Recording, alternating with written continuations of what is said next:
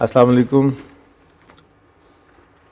Lecture 61 start करते हैं जी, Kaif 1 FAR 1 का।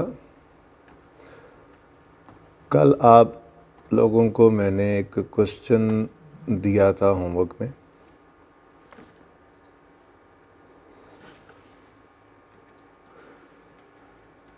मोहानी मैन्युफैक्चरिंग जी, ये हमारा क्वेश्चन बैंक का क्वेश्चन था। ठीक है जी। और आज 4th लेक्चर है हमारा IAS 8 का। ठीक है, उम्मीद तो है 2-3 और लेक्चर्स में बात सिमट जाएगी किसी ना किसी दर्जे में जी। Mohani manufacturing is engage in manufacturing of spare parts for motor car assemblers. सारी बातें बाद में, पहले रिक्वायरमेंट क्या थी? चेंज इन इक्विटी बनानी है 15 की, लेकिन मैंने आपको कहा था अगर IAS 8 का सवाल हो तो चाहे वो सिर्फ 15 की चेंज इन इक्विटी मांग रहा है, हम 14 और 15 की बनाएंगे। इस सवाल के लिए वो बात तैयार कराई थी, वरना वैसे तो सवालों के अंदर लिख के दे रहा था इंक्लूडिंग कंपैरेटिव। IAS 8 के टॉपिक में कंपैरेटिव कहे ना कहे, जब 15 से पीछे 14 के साल में भी गलती है, 13 में भी है, तो फिर बहरहाल हमें कंपैरेटिव बनाने पड़ेंगे, रीस्टेटमेंट करनी पड़ेगी। ठीक है, अच्छा चलो जी। तो सबसे पहले तो हमने कल क्या किया था? सबसे पहले हमने इस डाटा को ज़रा बेहतर कर लिया था, सवाल को बेहतर कर लिया था। ऐसे ही किया था, सवाल ज़रा बेहतर तरीके से हमने कर लिया था। हमने कहा था जी प्रॉफिट एंड लॉस अकाउंट की अगर बात करें तो उसके अंदर सिर्फ प्रॉफिट गिवन है। कौन कौन से साल का? हम 15 में खड़े थे ना, तो 15 और 14, 2 साल का प्रॉफिट होना चाहिए। ये बातें होती हैं, होना चाहिए। प्रैक्टिस सेट 1 3 बार किया था घर पे? किया था, तुमने किया था, सही है, गुड। तो उसके बाद हमें 2 साल का प्रॉफिट एंड लॉस चाहिए होता है इस टॉपिक में, और 3 साल की बैलेंस शीट चाहिए होती है। प्रैक्टिस सेट 1 से हमने ये चीज़ जो है वो निकाली थी। बैलेंस शीट की बात करें, स्टेटमेंट ऑफ फाइनेंशियल पोजीशन, ठीक है, तो इसके अंदर हमारे पास सिर्फ सवाल के अंदर गिवन है रिटेन्ड अर्निंग्स, और रिटेन्ड अर्निंग्स 15, 14, 13, ये 3 साल चाहिए होते हैं हमें। आज सवाल हमने पढ़ा तो उसने कहा था कि audited these are audited, these are draft. याद है ना सर? ये लिख लेना अच्छा होता है, ठीक है, इससे ये होगा कि हमें गड़बड़ नहीं हुआ करेगी, तो आसान कर लिया करेंगे। ऐसे जब भी सवाल का डाटा होगा ना, इस तरह से सवालों के अंदर हम उसको प्रैक्टिस सेट 1 जैसा 1 मिनट लगने हम बना लिया करेंगे, ठीक है। और ये भी ऑडिटेड, ठीक है जी। अच्छा, अब the audited financial statements for the year 31 December 14 disclose the profit and retained earnings of 21 and 89। Profit है 21 का, ऐसा ही है। ऑडिटेड को थोड़ा स्मार्ट कर लो यार, दूर हो जाए ज़रा, तुम मिक्स हो रहे हैं। ऑडिटेड और ड्राफ्ट, ठीक है। अच्छा, ये 21 का प्रॉफिट है 2014 का, और रिटेन्ड अर्निंग्स है 89। The draft financial statements for the year show a profit of 15, और उसके बाद कहता है लेकिन एडजस्टमेंट्स चाहिए। तो हमने देखा था कि हमें ये डाटा सिर्फ गिवन था सवाल में। मैंने आपको कहा था कि अगर statement of change in equity बनानी है ना, हम खड़े हैं अगर 15 के साल में, कहाँ पे? 15 के साल में, तो हमें 14 की रिटेन्ड अर्निंग्स तो नहीं चाहिए थी, हमें दरअसल 13 के एंड की रिटेन्ड अर्निंग्स चाहिए होती हैं। ये फिगर हमारे लिए बहुत ज़रूरी है, क्योंकि ये फिगर यूज़ की थी हमने, और ये अगली फिगर प्रैक्टिस सेट 1 याद होगा, कल भी ओपन करके दिखाया था, वो हमने यहाँ से निकाली ही नहीं थी, बल्कि इसको लेकर चले थे अपनी रिटेन्ड अर्निंग्स में गलतियाँ सही करने के बाद, अपने ओपनिंग बैलेंस को सही करने के बाद सही वाले बैलेंसेस हमने लिख लिए थे, ठीक है। तो ये प्रॉब्लम कल आई थी, तो मैंने कहा था सबसे पहली वर्किंग तो फिर हमारी वर्किंग 1 ये बन गई कि हमें रिटेन्ड अर्निंग्स का ओपनिंग बैलेंस चाहिए था, ठीक है। तो मैंने यहीं पर करके ही बनाया था कल लेजर। मैंने कहा था जी आप रिटेन्ड अर्निंग्स बनाओ, लेकिन कौन सी वाली? रिटेन्ड अर्निंग्स का लेजर अकाउंटेंट वाला। क्या मतलब? जो अकाउंटेंट ने बनाया था। किस साल के लिए बना लो भाई? 14 के साल के लिए बना लो।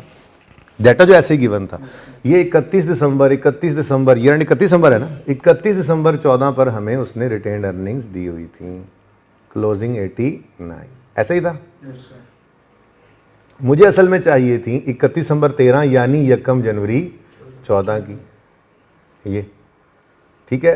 सवाल में उसने 14 का प्रॉफिट भी दे दिया था 21। डिविडेंड अब आने वाले दिनों में डिविडेंड भी आएगा, ठीक है ना, और सवालों के अंदर, लेकिन फिलहाल सवाल के अंदर डिविडेंड नहीं था, कोई नहीं था, क्रॉस नहीं, जीरो नहीं था डिविडेंड, होता तो वो भी लिख लेते। लेकिन कौन सा, वो जो अकाउंटेंट ने रिकॉर्ड कर रखा है, ठीक है, अकाउंटेंट ने क्या रिकॉर्ड किया, वो सवाल ने कोई नहीं बताया हुआ, डिविडेंड शायद नहीं है, ठीक है। अब हमारे पास ये अवेलेबल डाटा था, तो हमने इस अवेलेबल डाटा से बैलेंसिंग फिगर ओपनिंग निकाल ली थी, और वो कितनी आई थी जी, बोलो 68, ठीक है।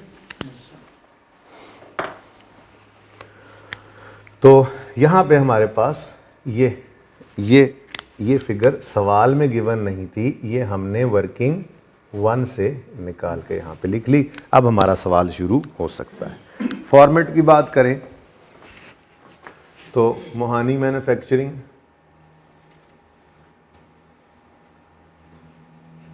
Statement of changes in equity में, लेकिन सिर्फ एक्सट्रैक्ट्स लिख रहा हूं क्योंकि रिटेन्ड अर्निंग्स का सिर्फ कॉलम मांगा हुआ था। और फॉर द ईयर एंडेड 31 दिसंबर 15। लेकिन भाई ये सारी चीज़ें पूरी लिखनी है आपने, SOCIE पूरा लिखना है, ठीक है ना। ओके, अब मैंने आपको कहा था कि 15 है तो पहले 2 लाइनें एहतियातन छोड़ दो, हो सकता है कि 14 और 15 तो बनाना है इस टॉपिक में, लाजमी है। हो सकता है कोई 13, 12, 11 की भी गलती हो, नहीं होगी तो 2 लाइनें खाली पड़ी रहेंगी यार पर्चे में, ठीक है। तो फिलहाल तो ओपनिंग बैलेंस लिखो, फिर क्लोजिंग बैलेंस लिखो, फिर क्लोजिंग बैलेंस लिखो।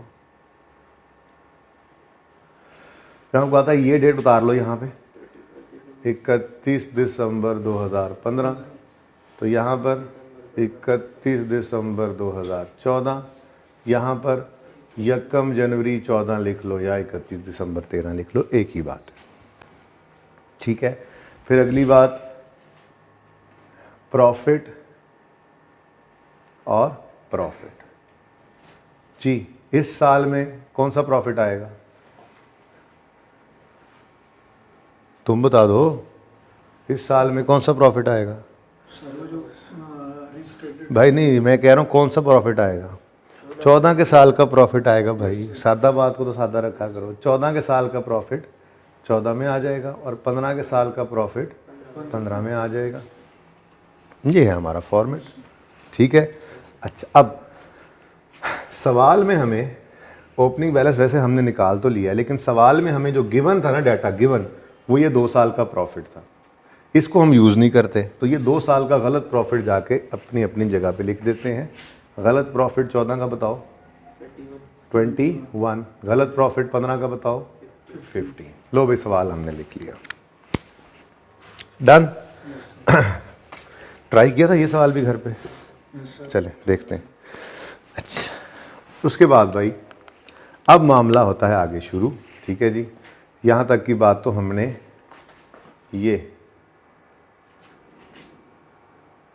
Show a profit of 15 million, यहाँ तक की जितनी बात भी थी वो हमने ऐसे ज़रा सवाल को बेहतर किया, ठीक है। और उसके बाद अब यहाँ से आगे कहानी शुरू होती है, ठीक है। ये कहता है however following adjustments are required to be made. Number one, management of company has decided to change the method for valuation of raw material, change the method from FIFO to EVCO, FIFO से weighted average पे जाना है। तो ये बेटा selection of policy होती है start पे। एक बार जब हम इन्वेंट्रीज का स्टैंडर्ड लगाते हैं ना पहली बार, तो हमसे पूछता है हाँ भाई क्लोजिंग पे रिकॉर्ड करना है, तो ऑप्शन दूं, हम कहते हैं ना यार किस पे रिकॉर्ड करें, वो हमने यूनिट्स तो गिन लिए हैं, अब रेट कौन सा लगाएं, तो ढेर सारे यूनिट्स पड़े हैं। उसने कहा, आपको याद होगा इंट्रो में आपने पढ़ा होगा, तो स्टैंडर्ड ने कहा था भाई 2 ऑप्शंस हैं, 2 अजम्पशन ले सकते हो, या तो फर्स्ट इन फर्स्ट आउट या फिर वेटेड एवरेज, ठीक है। तो कोई एक अजम्पशन ले सकते हो। तो जब एक अजम्पशन लेकर आपने यूज़ करनी शुरू कर दी, यानी आपने कहा ठीक है जी हम FIFO यूज़ करेंगे, now this becomes your accounting policy, और इस अकाउंटिंग पॉलिसी को आपने कंसिस्टेंटली अप्लाई करना होता है, ठीक है ना।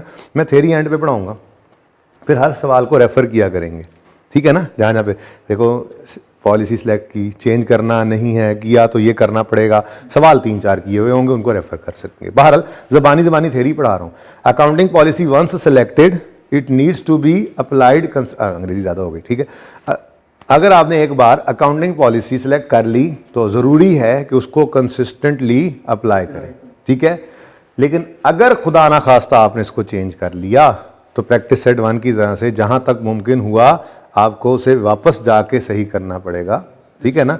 यानी रिट्रोस्पेक्टिव एप्लीकेशन करनी पड़ेगी, रिट्रोस्पेक्टिव एप्लीकेशन करनी पड़ेगी, एप्लीकेशन, ठीक है ना। अप्लाई करना पड़ेगा उसको जहां तक वापस जा सको।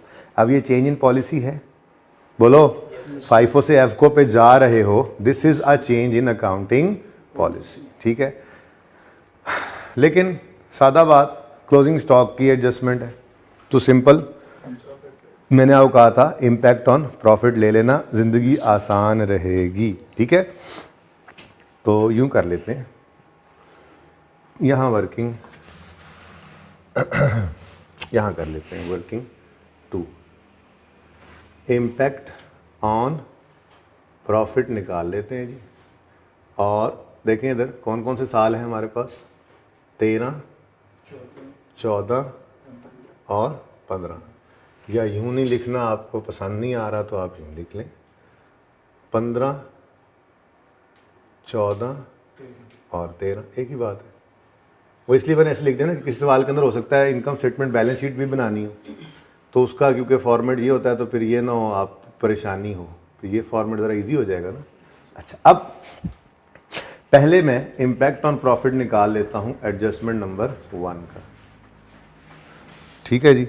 एडजस्टमेंट नंबर 1, FIFO से EFCO पे चले जाओ, ठीक है जी, चले जाते हैं। 37 से स्टॉक क्लोजिंग जो है वो 35 पे ले जाओ।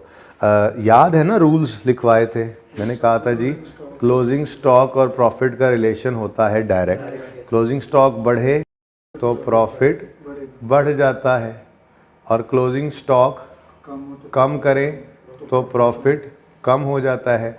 ये हमने प्रूव भी किया था और ये हमने याद भी रख लिया। फिर अब बस एक ही याद किया हुआ था, मैंने कहा था ओपनिंग स्टॉक की ना एंट्री सोचनी है, एंट्री भी क्लोजिंग स्टॉक वाली, उसके उलट ओपनिंग, ना ही इसका इम्पैक्ट सोचना है प्रॉफिट पे, क्लोजिंग के ऑपोजिट होता है ना ओपनिंग। तो जहाँ पे क्लोजिंग के बढ़ने से प्रॉफिट बढ़ रहा है तो ओपनिंग के बढ़ने से कम होगा ना, बस याद सिर्फ एक ही रखना है। तो एक रूल ये कहा था, और दूसरा रूल मैंने आपको ये बताया था कि लिख लो कि closing stock of one period becomes opening stock of next, ठीक है ना। तो वो तो कल मैंने आपको बता ही दिया था, मसला तो था ही कोई नहीं, ठीक है। क्लोजिंग स्टॉक का इम्पैक्ट देखते जाओ, सुकून से चलते जाओ। अब वैसे यहाँ पे थोड़ा बेहतर था, चलो बहरहाल 37 से क्लोजिंग स्टॉक को 35 पे ले जाओ तो 1.5 से क्लोजिंग स्टॉक क्या हो गया, कम। अगर क्लोजिंग स्टॉक कम हुआ तो प्रॉफिट भी 13 में क्या हो जाएगा, कम। कितने से, अब इधर देखना ज़रा, ये इम्पैक्ट क्या है, ये इम्पैक्ट है जी क्लोजिंग स्टॉक ऑफ 13। तो छोड़ो इंक्रीज डिक्रीज कौन लिखे, पता लग गया ना। क्लोजिंग स्टॉक ऑफ 13 को जब हमने पॉलिसी चेंज करते हैं तो जब हम यहाँ पे लिखते हैं तो उसका इम्पैक्ट क्या पड़ रहा है, वो प्रॉफिट को कम कर रहा है, सिंपल, ठीक है। आगे बढ़ते हैं, अभी भूल जाओ इसमें ओपनिंग बनना है, वो 1 मिनट का काम है, सुकून से जो काम आता है वो तो करो, ठीक है। फिर 14 के क्लोजिंग स्टॉक को यहाँ देखो ना, under each method value of inventory under each method और क्लोजिंग डेट्स पे बताई हुई है, ये क्लोजिंग इन्वेंट्री है, क्लोजिंग स्टॉक है, ठीक है। तो क्लोजिंग स्टॉक 42 है, 3 से 44 है, 5 में ले जाओ। 2.2 से क्लोजिंग स्टॉक बढ़ा तो 2.2 से प्रॉफिट भी, तो 2014 में प्रॉफिट 2.2 से बढ़ गया, किस वजह से, ये क्लोजिंग स्टॉक ऑफ 14 का इम्पैक्ट है जी, ठीक है, छोड़ो इसमें आगे ओपनिंग बनना नहीं बनना, आगे बढ़ते हैं। 15 के एंड पर क्लोजिंग स्टॉक 58.4 है, इसको उठाकर ले आओ, 54 से एफको पे गए हैं ना, 58 से 54 पे लाओ तो क्लोजिंग स्टॉक 4 से कम हुआ तो प्रॉफिट भी 4 से कम हो जाएगा, तो 4 रुपए से प्रॉफिट हो गया कम। किस वजह से भाई? क्लोजिंग स्टॉक ऑफ 15 की वजह से। ठीक हो गया। अब ये बात उधर ही रखें, उधर ही, ये बात समझ भी आती थी। अब सिंपल सी बात है, ये जो 13 का क्लोजिंग स्टॉक था, ये 14 का ओपनिंग बनेगा, बोलो, तो ओपनिंग का इंपैक्ट प्रॉफिट पे ऑपोजिट होना है ना इसके, तो बस अगले साल में एज इट इज फिगर लिख दो, साइन चेंज कर दो। सोचने की जरूरत है, प्रूव करना है तो कर लेते हैं, लेकिन प्रूफ शुरू किया हुआ है यार मुसीबत में। बस एक चीज याद रखिए, क्लोजिंग स्टॉक प्रॉफिट डायरेक्ट, तो फिर ओपनिंग स्टॉक का ऑपोजिट है, ठीक है ना। अगर क्लोजिंग स्टॉक का प्रॉफिट के साथ रिलेशन डायरेक्ट है तो ओपनिंग स्टॉक का ऑपोजिट है, दैट्स इट, ठीक है ना। अच्छा, 2.2 से 14 में अगर क्लोजिंग स्टॉक की एडजस्टमेंट से 14 में प्रॉफिट 2.2 से बढ़ा, अब यही क्लोजिंग स्टॉक 15 में ओपनिंग बनेगा तो ओपनिंग का इंपैक्ट उलट होता है, तो एज इट इज वही फिगर लिखो, साइन ऑपोजिट कर दो, और 15 वाला 4 तो 16 में जाना है ना, 16 तो अभी हम कर नहीं रहे, ठीक है। अब ज़रा 1 मिनट के लिए एडजस्टमेंट 1 का टोटल वैसे ही कर लेते हैं, ठीक है, ऐसे ज़रा मैं बता सकूँ आपको, अगर यही एडजस्टमेंट होती सिर्फ तो 1.5 3.7 इंक्रीज और 6.2 का डिक्रीज, ठीक है।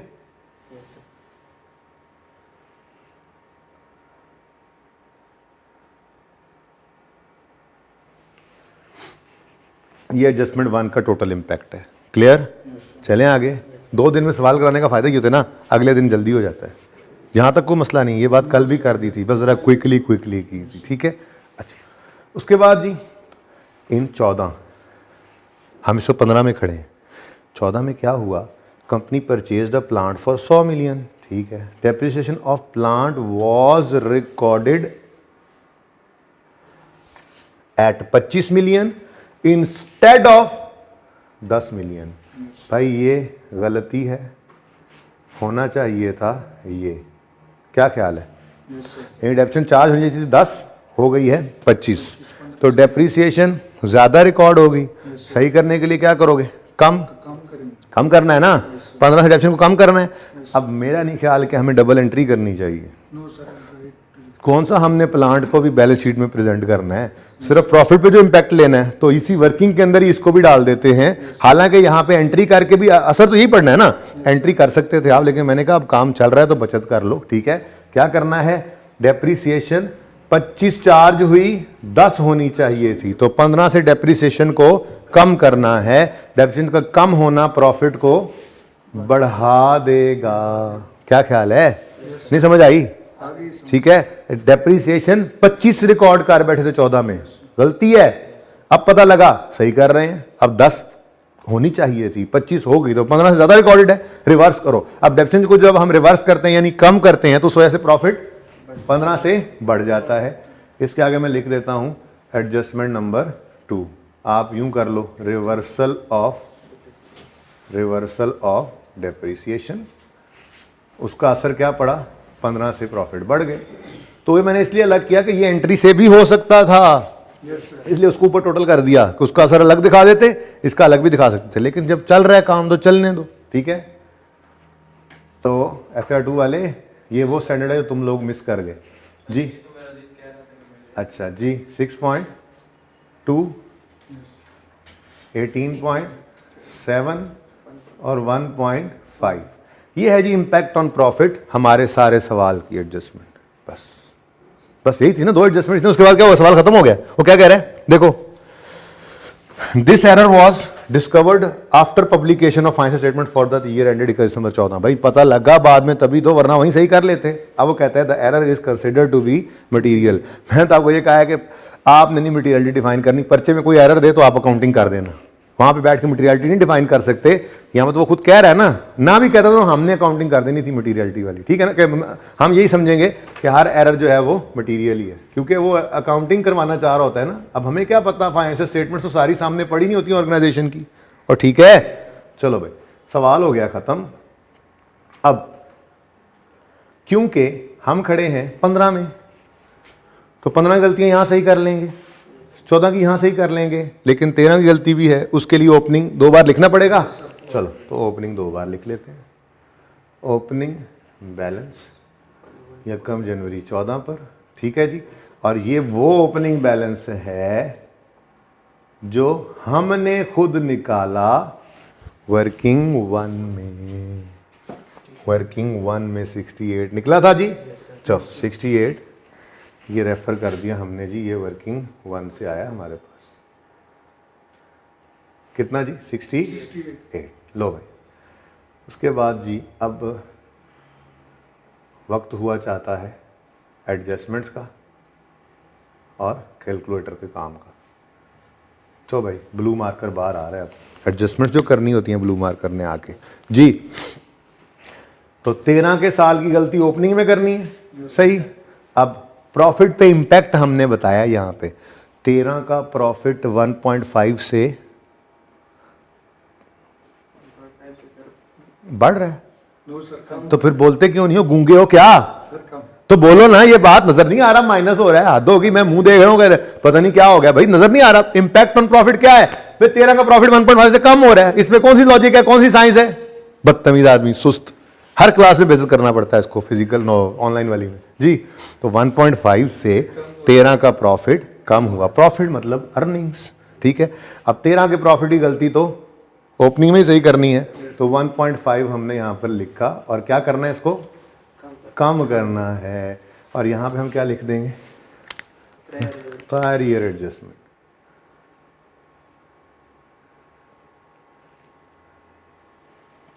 देखो ना, ये एरर की एडजस्टमेंट है और पॉलिसी का चेंज है उसके अलावा, ठीक है। बहरहाल आगे चलते हैं। नेक्स्ट, 14 के साल में प्रॉफिट 18.7 से बढ़ रहा है, तो प्रॉफिट का बढ़ना प्रॉफिट में ऐड कर देंगे 18.7। और 15 के साल में प्रॉफिट 6.2 से कम हो रहा है, तो प्रॉफिट में से 6.2 माइनस कर देंगे। सवाल खत्म, शुद्ध जी। बताओ 66.5, लेकिन साथ ही साथ सरताज का बंदोबस्त करते चले जाओ, ये रीस्टेटेड है, ठीक है जी। ये ओपनिंग बैलेंस इज रीस्टेटेड। उसके बाद प्रॉफिट कितना आ गया? 39.7 रीस्टेटेड। फिर जी टोटल बताओ। 106.2, और ये भी क्या है? रीस्टेटेड। क्योंकि देखो ना, ये 14 के प्रॉफिट्स निकल चुके थे, 14 की रिटेन अर्निंग 89 उसने निकाली थी, लेकिन हम तो ये वाली लेते ही नहीं है, ठीक है ना। इसीलिए मैंने कहा था हमें सिर्फ ये वाली रिटेन अर्निंग्स चाहिए होती हैं। बहरहाल ये कितना हो गया जी? 8.8 115, ठीक है जी। इस पे रीस्टेटेड लिखने की जरूरत नहीं है, ना ही प्रॉफिट पे, ना ही क्लोजिंग रिटेन अर्निंग्स पे, ठीक है जी।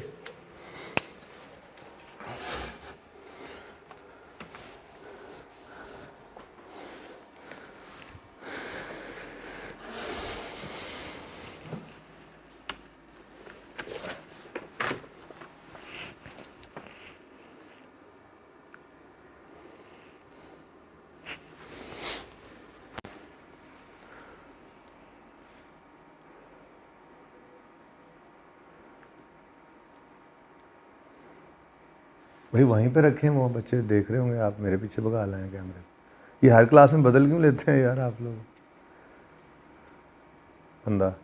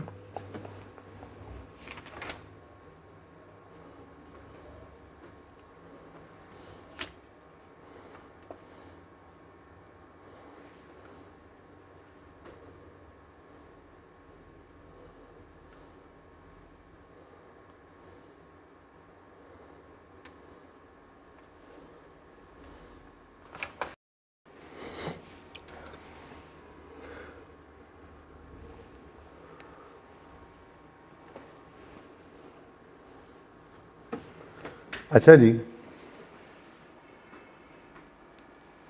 अच्छा अब इस सवाल का ना नोट बन सकता है, note change in accounting policy का नोट बन सकता है कि नहीं बन सकता? इसका नहीं भाई, इसका ये जो सामने था आपके, ये ठीक है, ये ट्राई आपने करना है, फिर मैं करवाऊंगा आपको ये नोट। बल्कि ठहरें, कॉस्ट ऑफ सेल का इम्पैक्ट है, क्लोजिंग स्टॉक का, आप रहने दें, मैं खुद बनवाऊंगा ये नोट इंशाल्लाह। लेकिन ये वर्किंग ध्यान से नोट कर लेना, वर्किंग 2 जो है ये इंशाल्लाह फिर मैं आप लोगों को इसी को ही सामने रखते हुए मैं नोट बनवाऊंगा, ठीक है। लेकिन मैं ये मशवरा दूंगा, अगर आप बुक देखें ना, बुक ये जो आपकी बुक आपको मिलनी है, इसमें आप ये क्वेश्चन बैंक 2 मोहानी मैन्युफैक्चरिंग जो था ना, इसके नीचे क्वेश्चन बैंक का नहीं है सवाल, लेकिन क्वेश्चन 3 हमने खुद डाला हुआ है। और वो क्वेश्चन क्या है, continuing from question 2, prepare note for change in policy for the unit 31 दिसंबर 15। तो इसका नोट बनाना है। अब आपको पता है नोट के लिए कितनी कुछ जगह चाहिए, हेडिंग शेडिंग बना के फिर थोड़ी सी अंग्रेज़ी मारनी है, थोड़ी अंग्रेज़ी मार के items affecting SOFP, item affecting SOCI, ये चीज़ें हैं ना। तो मिला जुला के कोई मेरे ख्याल से कुछ 10-12 लाइनें इसी सवाल के नीचे खाली छोड़ दो, फिर उसके ऊपर बेसिक हेडिंग भी बना लो, क्वेश्चन बैंक 3, जो हमारी बुक में तो 3 है ना, ठीक है, ताकि जब कल को मैं नोट बनवाऊं तो इसी के साथ ही बन जाए। आज नहीं बनाना चाह रहा मैं, आज मैं दूसरे सवाल की तरफ मूव करता हूं, ठीक है।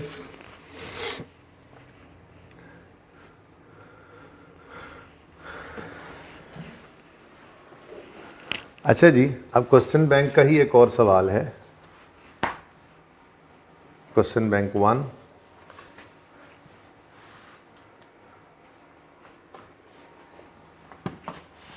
बस ये करके फिर छुट्टी करते हैं, ठीक है। छोटा सा सवाल है।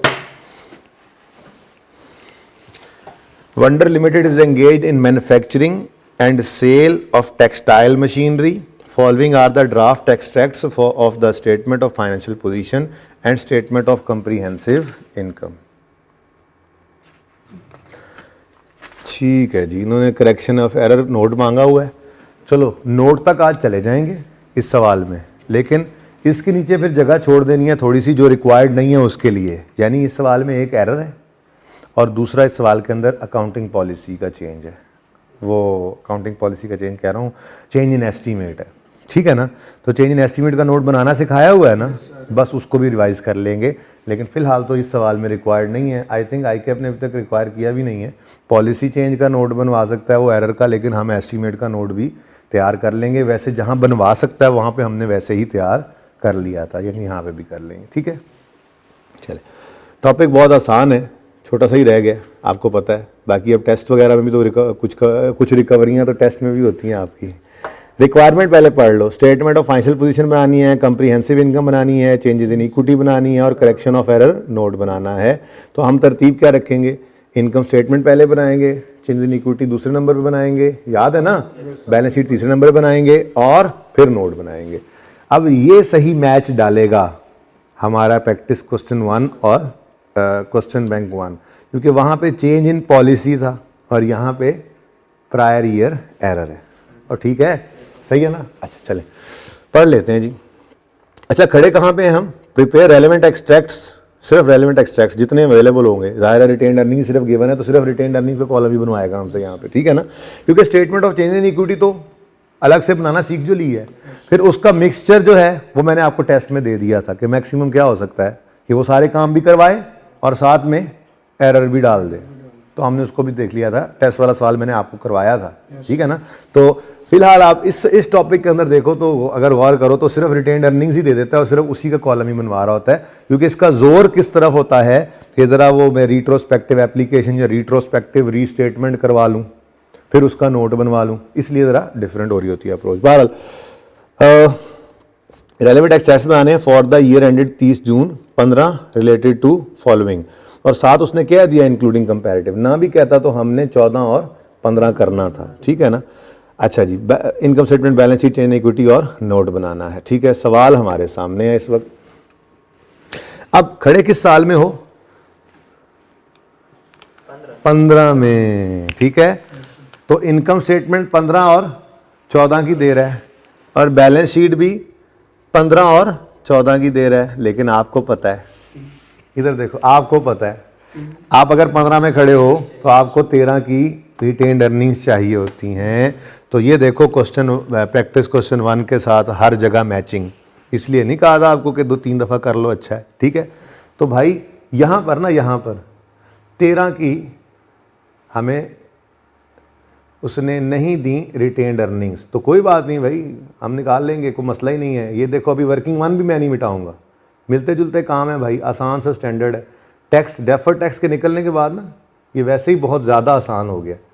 IAS 12 चूँकि हम फाइनल में उसमें FAR 2 में पढ़ते हैं, इसलिए उसकी एप्लीकेशन अब इस पर है नहीं। मसला सिर्फ क्या है जी, ओहो यहाँ कहाँ बना दिया मैंने, ये तो मुझे चाहिए 2 साल का। बैलेंस शीट ऊपर है, मैं थोड़ी देर इतनी देर से ही समझा नीचे बैलेंस शीट है जी। 2013, फिर 2013 का मुझे ये बना लूँ मैं, क्या मसला है, सवाल जो है, ठीक है, कौन सा ये जवाब है, बना ले तो मैं यहाँ पे कि जी मुझे पता लग जाए, मुझे नहीं चाहिए, इसकी ज़रूरत नहीं है मुझे। क्या ख्याल है, प्लांट की ज़रूरत है मुझे? हमने 14 और 15 की बैलेंस शीट बनानी है। आप कहोगे जी 13 की भी बनाई थी, भाई 13 का डाटा नहीं होगा तो नहीं बनाएंगे, नो इशू। 13 का डाटा नहीं होगा तो नहीं बनाएंगे, नो इशू। लेकिन statement of change in equity तो बन ही नहीं ना सकती अगर ये बैलेंस ना हो तो, ठीक है। तो बहरहाल इसको बाद में देखते हैं। ये प्रॉब्लम है इस वक्त, तो क्या ये वाकई प्रॉब्लम है? नहीं, कोई प्रॉब्लम नहीं है। अभी तो देखा था हमने, हमें ये फिगर निकालने के लिए सिर्फ एक वर्किंग करनी पड़नी है, ठीक है, और वो वर्किंग है ये सामने आपके, इत्तेफाक से साल भी वही लिखा हुआ है, ठीक है। तो बस ये बैलेंसेस अगर मैं बदल लूँ, ठीक है, तो सवाल पुराना हो गया ना। ये डाटा भाई इसी तरह से गिवन था, इसलिए मुझे ऐसे बनाना नहीं पड़ा। देखो मुहानी वाले सवाल में डाटा ऐसे गिवन नहीं था, मैंने फटाफट ऐसे बना लिया था, ठीक है ना। यहाँ पे सिर्फ इतना सा ही फर्क था कि ये फिगर गिवन नहीं थी, तो वो मैंने लिख ली कि जी वो भी मुझे चाहिए तो निकाल लेते हैं, ठीक है। तो ओपनिंग नहीं पता, क्लोजिंग पता है, 31 दिसंबर 14, देखो ना, सॉरी 30 जून है, थोड़ा सा फ़र्क क्या है, ये 30 जून है, कोई गल नहीं जी, खैर है। 30 जून 14, यहाँ तो यूज़ नहीं होना था, ये आगे ही होना था, यहाँ पे सिर्फ साल ही चाहिए थे, ठीक है। 30 जून 13, ठीक है ना। तो ये 30 जून 14 पर अगर ईयर एंड हो रहा है तो ये स्टार्ट होगा 1 जुलाई 13 पर, ठीक है। यानी कि ये 30 जून 14 वाले साल की रिटेन्ड अर्निंग्स 108 मुझे गिवन है, ठीक है, और 30 जून 14 वाले साल का प्रॉफिट मुझे गिवन है 78। यार ये भूल गया, मुझे आपसे निकलवाना चाहिए था। चलो अब इधर मत देखो, अभी खुद जल्दी से वर्किंग 1 करनी है आपने, ठीक है ना। चलो अब आप देख लो अब क्या हो सकता है। सुनो, डिविडेंड सवाल में कोई नहीं है, पॉइंट 1 में रिपेयर गलती से कुछ हो गई, पॉइंट 2 में वो कह रहा है चेंज इन एस्टीमेट आया और सवाल ख़त्म हो रहा है। इसका मतलब कि डिविडेंड नहीं है, तो फिर बैलेंसिंग फिगर क्या आ रही है 30 की। ये 30 है ये वाली फिगर, जिसको इंशाल्लाह हम यूज़ करेंगे और अपनी statement of changes in equity बना लेंगे, ठीक है। ओके, जरा पॉज कीजिएगा जी। अच्छा जी, अब भाई ये चीज़ तो हमारे पास आ गई। अब मैं तो कहता हूँ कि पहले इनकम स्टेटमेंट बना लें, लेकिन एक थोड़ी सी ना लालच सी आ रही है। वो लालच ये आ रही है कि ये रहने दूँ बस, ठीक है, तरतीब नंबरवार उसी की रख लूँगा, ठीक है, सिर्फ फॉर्मेट थोड़ा यूज़ कर लूँ अगर आप लोगों की इजाज़त हो तो। ये डेट्स वगैरह सारा कुछ दोबारा लिखेंगे, ठीक है ना। ओके, ये अब हमें ज़रूरत नहीं है, देखते हैं इसके अंदर कौन सी वर्किंग करनी पड़ेगी। तो statement of changes in equity यहीं पे ही बन जाएगी, ठीक है, सही है। और ईयर एंड है हमारा 30 जून 2015, वंडर लिमिटेड,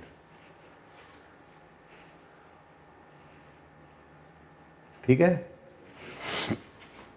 तो फिर यहाँ पे क्या लिखोगे 30 जून 2015, यहाँ पे क्या लिखोगे 30 जून 2014, यहाँ पे लिखोगे 1 जुलाई 13, और अगर ज़रूरत पड़ी तो ऊपर एडजस्टमेंट कर लेंगे, ठीक हो गया। ये थोड़ी सी मैंने ज़रा लालच की, माजरत।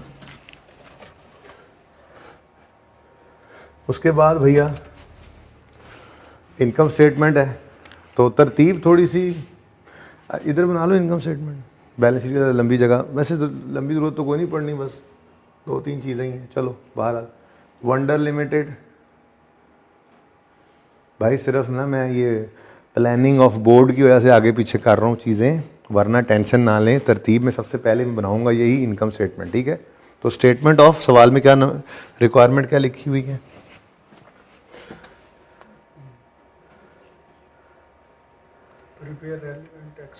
हाँ नाम क्या है? फाइनेंशियल पोजीशन कॉम्प्रिहेंसिव इनकम, ठीक है ना, तो यही नाम लिखेंगे ना, wonder limited statement of comprehensive income, जाहिर है एक्सट्रैक्ट्स उसने मांगे, ठीक है जी। और for the year ended 30 June 15 है, लेकिन आपको पता है कि हमें 2015 और 2014 दोनों के लिए ये चाहिए हो, ठीक है। और इसमें क्या चीज़ है सिर्फ हमारे पास? प्रॉफिट फॉर द ईयर 2014 का भी है, 2015 का भी। गलत प्रॉफिट उठा के लिख लेते हैं अपने पास 78 और 90, स्टेप 1 तो यही था ना, 78 और 90। लेकिन ये काम भी मैं बहुत अर्ली कर गया, सबसे पहले तो मुझे चलना चाहिए था एडजस्टमेंट्स की तरफ, एडजस्टमेंट्स को देखता और फिर उनसे उसके बाद देखते जी अब क्या क्या चीज़ हिट हो रही है, ठीक है ना। बहरहाल अब रह गई है सिर्फ बैलेंस शीट, ओके। और बैलेंस शीट मैंने माना 2-3 साल की बनती है, लेकिन आज हमें मजबूरन 2 साल की ही शायद बनानी पड़े, लेकिन इस सारी जगह पर बैलेंस शीट को भी फिट करना है कोशिश करके, ठीक है ना। तो यहाँ पे हम बना लेंगे इंशाल्लाह wonder limited statement of financial position के एक्सट्रैक्ट्स, ठीक है जी। और ये होगी एज ऑन 30 जून 2015। उसके बाद यहीं पे ही नोट को फिट करने की मैं कोशिश करूँगा, अल्लाह ने चाहा तो, ठीक है। रहने दो, okay.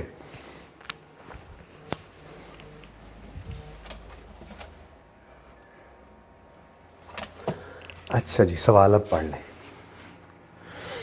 Cost of repairs amounting to 20 million, repair 20 की was erroneously debited to machinery account on यकम अक्टूबर 13। फिर 30 जून 14 भी गुजरा, 30 जून 15 में हम खड़े हैं, 2 साल की गड़बड़ है। 14 तो हमारे हाथों से निकल चुका हुआ है, आपको पता है 14 तो हमारे हाथों से निकल चुका हुआ है।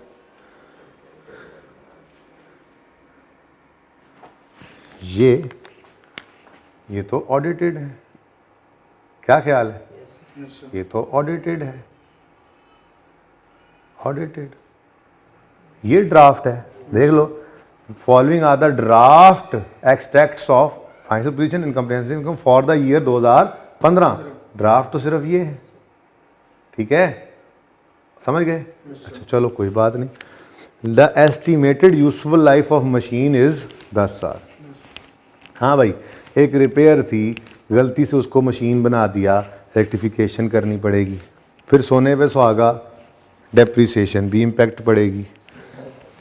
चलो आगे देख लें अगले साल के अंदर, इसमें अगली एडजस्टमेंट के अंदर कितने साल हैं, ताकि टाइमलाइन उतनी बना लें बस, उसके बाद फिर आप मुझे एडजस्टमेंट्स करके देंगे, मैं थोड़ी करूँगा, ठीक है जी। नेक्स्ट है ऑन यकम जुलाई 14, दूसरे साल के पहले दिन, ठीक है। WL reviewed estimated useful life of its plant and reviewed it from 5 years to 8 years. Change in estimate आ गया, ठीक है जी। The plant was purchased on यकम जुलाई 13 at a cost of 70 million, ठीक है। एक प्लांट है जो 70 मिलियन का ख़रीदा था, उसकी लाइफ जो है वो रिव्यू हो गई है। Depreciation is provided under straight line method, ठीक है। तो दोनों ही गलतियाँ या एस्टिमेट चेंज जो है वो 2000 यकम, यूँ कर लेना, अगर यकम जुलाई 2013 को साल शुरू होता है और 30 जून 14 पे ख़त्म होता है, और फिर 30 जून 15 पे।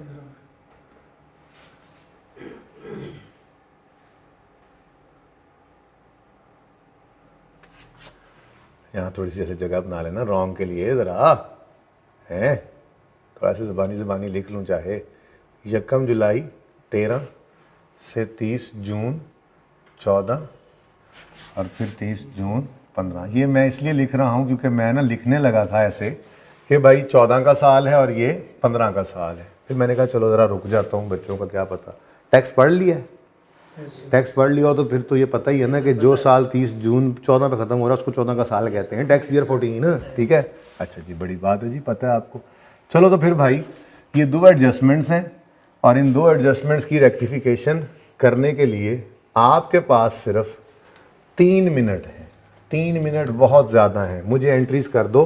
भाई साहब इधर सवाल पे ले आए इनको।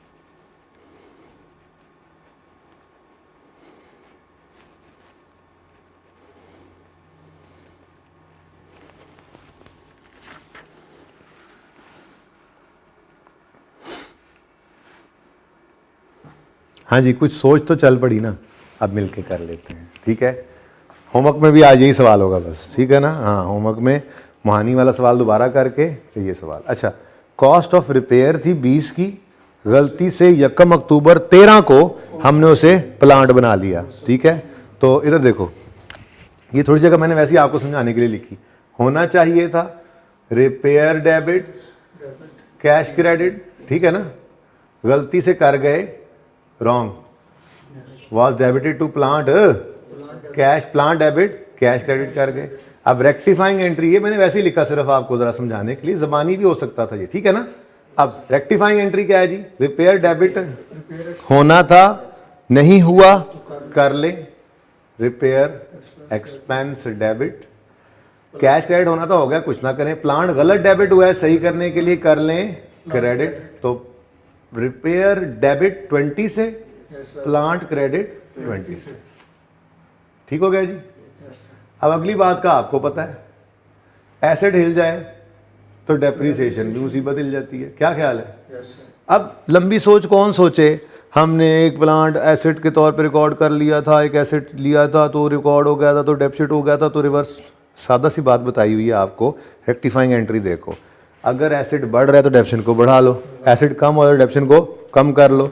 अब हमारे सवाल में एसेट क्या हो रहा है जी? 20 से कम, एसेट 20 से कम हो रहा है तो डेप्शन को भी कम करेंगे, कम करेंगे। क्रेडिट मतलब कम, एसेट क्रेडिट मतलब एसेट कम, तो डेप्शन को भी क्या करेंगे? कम। तो डेप्शन कम करने की एंट्री क्या है? बढ़ाने की एंट्री क्या है? डेप्शन रिकॉर्ड करने की एंट्री क्या है? डेप्शन expense debit accumulated depreciation credit. तो कम करने की एंट्री इसी को उलट हो जाएगी, accumulated depreciation debit depreciation expense credit. लेकिन जरा रुक जाओ, ये 20 का जो एसेट रिकॉर्ड हुआ है गलती से, लाइफ कितनी बता रहा है वो? 10 साल डिवाइड बाय 10 करेंगे, ये तो पूरे 1 साल की डेप्शन आएगी। अब उसने गलती किस दिन की है? यूजफुल लाइफ 10 साल थी, मशीन है, sorry, cost of repair amounting to, चलो यार एक ही बात है, वैसे फ़र्क कोई नहीं पड़ता, लेकिन चलो आप इससे परेशान ना हो तो मैं मशीन ही लिख देता हूँ। ठीक है, मशीन, मशीन भी, क्योंकि देखो सवाल के अंदर क्या पड़ा हुआ है? Property plant and equipment. तो प्लांट लिखो या मशीन लिखो, अल्टीमेटली पीपीई को ही क्रेडिट करना है। बल्कि मैं तो ये कर देता हूँ, अब ऐसे सही तो फिर ऐसे सही, मशीन की बजाय यहाँ पे क्या लिख लो? प्रॉपर्टी प्लांट एंड इक्विपमेंट, ताकि आपको बैलेंस शीट की एंट्री करते हुए आसानी हो जाए। क्या ख्याल है? ठीक है, अच्छा हाँ भाई, तो 10 साल इस मशीन की लाइफ है, ठीक है, और ये गलती हुई है 1 अक्टूबर 13 को। अब पहला साल एंड हो रहा है 30 जून 14 पे, तो अक्टूबर, नवंबर, दिसंबर और आगे 6 महीने, टोटल हो गए 9 महीने, 9/12। जी क्या आंसर आया? 1.5 से accumulated depreciation debit, depreciation expense credit. अगली बात मैंने कहा था एक्यूमुलेटेड डेप्रीसिएशन को हिट करोगे ना तो एंट्रीज को संभालना मुश्किल हो जाएगा। तो आसानी क्या है, एसेट को ही हिट कर दो डेप्रीसिएशन की एंट्री से। तो फिर इसको काट के लिख लो या मैंने मिटा दिया, क्या कर दो, पीपीई डेबिट और डेप्रीसिएशन एक्सपेंस क्रेडिट। क्लियर होगी ये बात, ठीक हो गया। अगले साल फिर ये गलती सही करेंगे, रिपेयर अगले साल फिर। ये ऐसी गलती नहीं है कि हर साल होती जा रही है भाई। हाँ, एक दफा सेट हो गई और कुछ नहीं करना था। और चलें बस आगे चलें। नहीं यार, डेप्रीसिएशन की तो गड़बड़ रहेगी, एक तरफ नहीं तो दूसरी तरफ तो हाँ है। तुमने कहा उत्ते भी ना थल्ले भी ना, बात समझ रहे हो। डेप्रीसिएशन तो गलत एसेट रिकॉर्ड होने की वजह से रिकॉर्ड हुई थी, तो वो एसेट तो अभी पहले ही बताया था आपको, पहले ही बताया था सवाल में, चाहे कहे चाहे ना कहे। आइए सेठ के सवाल में हम क्या करते हैं कि ये फाइनेंशियल स्टेटमेंट्स जो बन गई हैं, कैसे हो सकता है डेप्शन की एंट्री के बगैर बनी हो। तो ये सारा कुछ होने के बाद फाइनेंशियल स्टेटमेंट्स बनी हुई है। तो इस साल में भी ये गलती हो चुकी होती है, इस साल में भी इसको सही करना होता है, ये समझाया हुआ है। तो इसका मतलब ये एंट्री तो इधर भी करनी पड़ेगी, PPE debit, depreciation expense credit. लेकिन अब मसला ये है कि पूरे साल की डेप्रीसिएशन यानी 2 रुपए की रिवर्सल आपको करनी पड़ेगी। और ये है जनाब हमारी एडजस्टमेंट नंबर 1, खत्म हुई एडजस्टमेंट नंबर 1। ठीक हो गया, सही है। Adjustment 1 over. आगे अब एडजस्टमेंट 2 की बात यहां पे मैं शुरू करता हूं।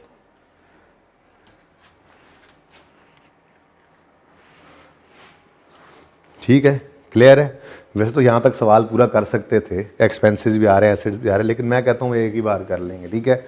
चेंज इन एस्टीमेट के सवाल होमवर्क में दिए थे रिवीजन के लिए, याद है जब टर्म टेस्ट आया था, ठीक है। असल में वो उसकी रिवीजन नहीं थी, इसकी रिवीजन थी, मैं कहा ज़रा रिवाइज हो जाए, ठीक है। अच्छा, ऑन यकम जुलाई 14 WL reviewed estimated useful life of its plant and revised it from 5 years to 8 years। अगर आपको याद हो ना तो 1 2 3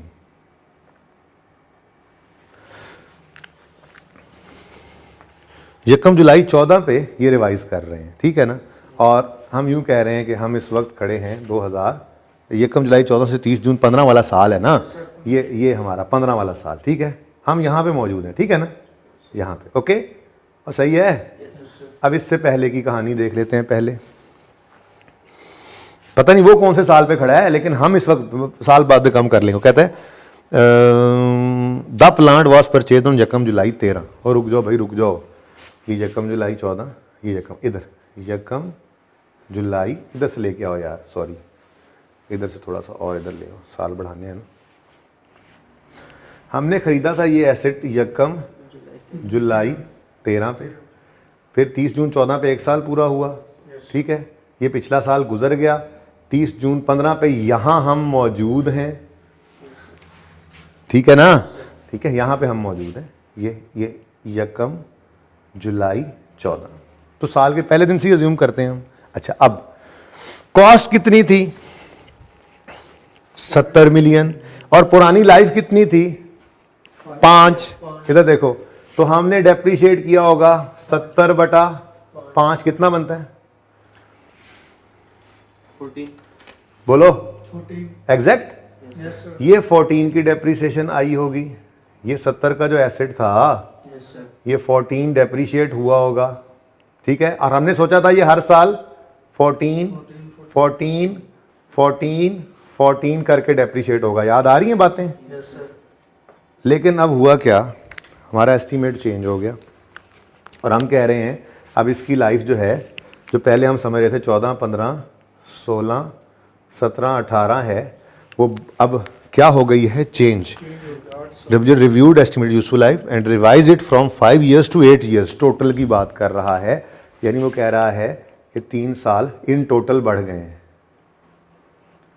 19, 20, 21। याद आ रहा है, ऐसे थोड़ी करते थे, हमने तो शॉर्टकट बना लिया था सिंपल, सिर्फ उसी साल को, याद है ना, लेकिन चलो जरा रिवीजन भी हो जाए, नोट भी तो बनाना है, इसका भी बना देंगे आज, ठीक है। अच्छा, अब ये जब हुआ ना भाई, ये जब हुआ तो उसका मसला क्या हुआ भाई, उसका मसला ये हुआ कि अब इस साल में भी ये डेप्रिसिएशन नहीं होनी और अगले सालों में तो ये होनी ही नहीं थी, ठीक है ना। एस्टीमेट चेंज हो गया तो हमें अब नई वाली डेप्रिसिएशन के लिए book value at the date of change चाहिए। तो 70 में से 14 माइनस करो, कितना आता है? 56। ये 56 को डिवाइड करना है रिमेनिंग लाइफ पे। अब टोटल उसने 8 बताई है, एक गुजर चुकी है, रिमेनिंग 7 है, तो आंसर आ गया 8।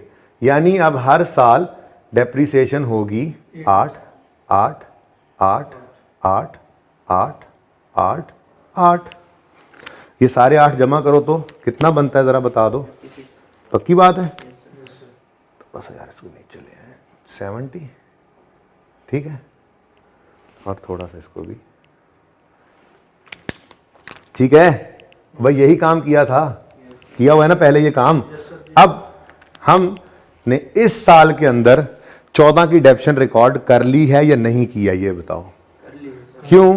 क्योंकि IAS 8 का सवाल है और मैंने आपको बताया था अजम्पशन यही है, सारा कुछ हो चुका। अजम्पशन क्या यार, वो कह तो रहा है ड्राफ्ट फाइनेंशियल स्टेटमेंट्स हमने बना ली हैं, लेकिन वो कह रहा है following additional information has not been taken into account while preparing above financial statements. का मतलब उन्होंने चेंज एस्टीमेट को अकाउंट टेकन इन अकाउंट नहीं किया, तो उन्होंने फिर पुराने हिसाब से डेप्शन की।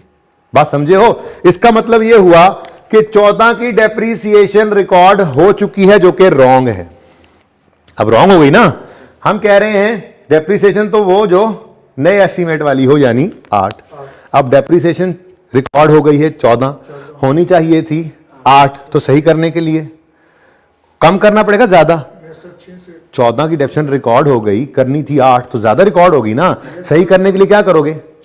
बढ़ाओगे या कम करोगे? रिवर्स करोगे या बढ़ाओगे? रिवर्स करोगे। डेप्शन बढ़ाने की एंट्री है एक्सपेंस डेबिट पीपीई क्रेडिट, कम करने की एंट्री होगी पीपीई डेबिट और डेप्रीसिएशन एक्सपेंस क्रेडिट। कितने से भाई? 6 रुपए से। ये दोनों का फर्क 14 और 8 का, ठीक हो गया। उसके बाद भाई पिछले साल को छेड़ा करते थे नहीं, 14 को। ये चेंज इन एस्टीमेट है, अब समझ आई बात। एरर आया, प्रीवियस ईयर को भी सही किया, खड़े 15 में है ना, 14 को भी सही किया। चेंज इन पॉलिसी आई थी, खड़े 15 होते थे, 14 13 सही करके लाते थे जहां तक जा सकते थे। एस्टीमेट में चेंज आया तो रिट्रोस्पेक्टिव एप्लीकेशन नहीं है बल्कि प्रोस्पेक्टिव है। इस साल को सही करो और हर अगले साल में अब 8-8 रुपए की डेप्शन लेते जाना। ये 14 ज्यादा ली थी, इसको अब सही करके 6 से रिवर्स करके इसको भी 8 पे हम ले आए हैं। सही हो गया और ठीक है ना। इस साल भी 8 और आगे भी 8। क्लियर? ठीक हो गया। चलो लो भाई, सवाल खत्म।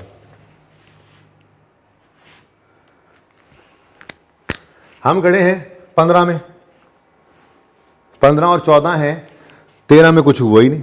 इधर देखो, तो मुझे इसकी कोई ज़रूरत है ही नहीं, ठीक है, कोई ज़रूरत नहीं है इसकी भाई, ठीक है। बस मुझे इसकी ज़रूरत है ओपनिंग कभी मुझे मिल जाए। ओपनिंग ये मैं काटने की ज़रूरत नहीं, बस आपने लिखी हुई थी, 2 लाइनें छोड़ी हुई थी, आपकी लाइनें खाली रह जाएंगी, ठीक है। बल्कि मैं तो कहता हूँ मैं मिटा देता हूँ, आपने तो खाली छोड़ी हुई थी ना, मैं तो पिछले सवाल वाली लिखी हुई है। आपकी स्टॉप पे 2 लाइनें खाली रहेगी, बस ठीक है, अच्छी बात है, रहने दो, बात समझ गए, ठीक है। तो ओपनिंग बैलेंस ये अभी अभी निकाल के आए थे वर्किंग 1 में, 1 जुलाई 13 कितना है जी? वर्किंग 1 इस तरफ कर देता हूं मैं माजरत, ठीक है ना। कितना? तो अच्छा, ये वर्किंग 2 कह लो पहले, फिर मैं भूल ना जाऊं। ये वर्किंग 2, ठीक है, और ये वर्किंग 3, ओके। हाँ भाई, कितना है जी ओपनिंग रिटेन्ड अर्निंग्स का बैलेंस? 30। Yes sir. ठीक हो गया जी। अब क्या करना है? कुछ भी नहीं, गलत प्रॉफिट उठा के लिखो इधर, उनको सही कर लेते हैं। यही था ना अगला स्टेप? नहीं भाई, हम गलत चल पड़े। अगर तो हम डायरेक्ट रिटेन्ड अर्निंग, गलत नहीं वैसे सवाल हो जाना, लेकिन मैं ये कह रहा हूँ एक काम अब 2 दफ़ा करने की तरफ चल पड़े। क्यों? हमने एक बार यहाँ पे प्रॉफिट को एडजस्ट करना है सोच सोच के, फिर जब प्रॉफिट एंड लॉस बनाने जाना है तो वहाँ पे सोचना है। देखो, अगर profit and loss account required है ना, तो पहले हमेशा वो बनाओ। देखा क्यों मैं कह रहा हूँ? प्रॉफिट एडजस्ट करने की बजाय यहाँ एडजस्ट कर लो, यहाँ पे तो करना ही था, एडजस्टेड फिगर उठा के ले आएंगे। क्लियर है? तो यहाँ पे हम वर्किंग नहीं करेंगे, क्योंकि ये बनाना है। सवाल में ये ना बनाना हो तो जैसे अभी मोहानी वाले सवाल में किया वैसे करते, फिर यहीं पे डायरेक्ट कर लेते। ठीक हो गया, ब्लू मार्कर इज आउट। 14 वाली गलती 14 में सही, 15 वाली गलती 15 में सही, और उससे पहले तो कुछ है ही नहीं। ठीक है, तो बताओ भाई 14 में क्या हो रहा है? अब हम प्रॉफिट एंड लॉस की बात कर रहे हैं। एक्सपेंस 20 से बढ़ गया और एक्सपेंस 1.5 से कम हो गया, तो नेट में एक्सपेंस बढ़ रहा है या कम हो रहा है? बताओ, नेट में एक्सपेंस बढ़ रहा है या कम हो रहा है? देखो ना, एक ही साल में एडजस्टमेंट हो रही है। एक एडजस्टमेंट में एक्सपेंस 20 से बढ़ता है और साथ ही एक्सपेंस 1.5 से कम होता है, तो नेट में यूं ही कहेंगे ना 18.5 से एक्सपेंस नेट में बढ़ गया। क्या ख्याल है? ठीक है, तो हम यूं करेंगे, हम वन बाय वन कर लेते हैं, कोई मसला नहीं, बारी बारी अलग अलग कर लो भाई। यहाँ ना हिलाए ना बार बार, ठीक है ना, यहाँ पे रख लें बस कोने से, ठीक है।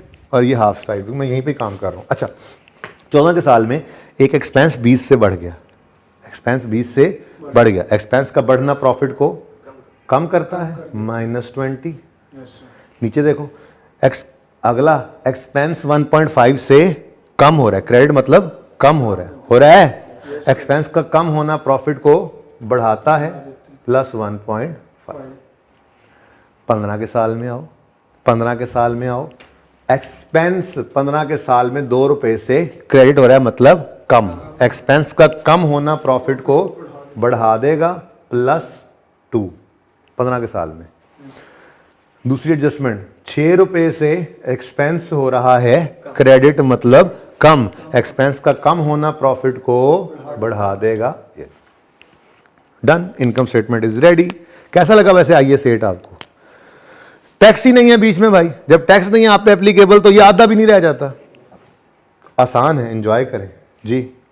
59.5 ये 14 का 59.5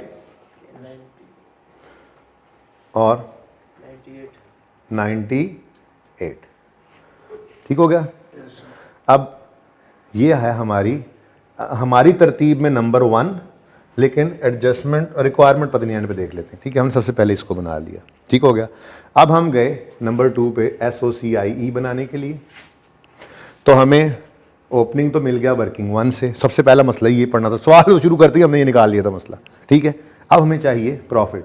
यहाँ एडजस्टमेंट की जरूरत नहीं है, सही कर चुके हैं। सही वाले प्रॉफिट्स उठाओ, 98 और 59.5। नहीं, गलत हो गया ना, उलट बता गए हो।